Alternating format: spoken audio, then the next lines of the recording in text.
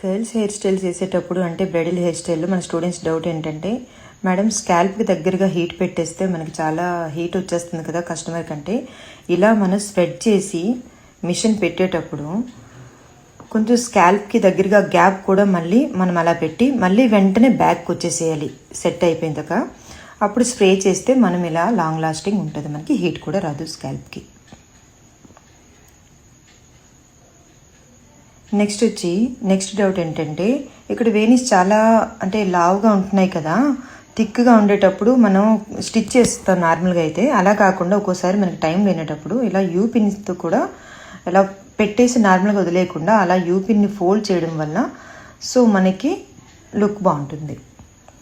Next pins హెల్ప్తో నార్మల్గా అయితే ఈ ఫ్లవర్స్ పెడతాము. అలా కాకుండా ఆ వైర్తోనే మనం హెయిర్కి అలా చుట్టేసి డైరెక్ట్గా పెట్టేస్తే కూడా బాగుంటుంది.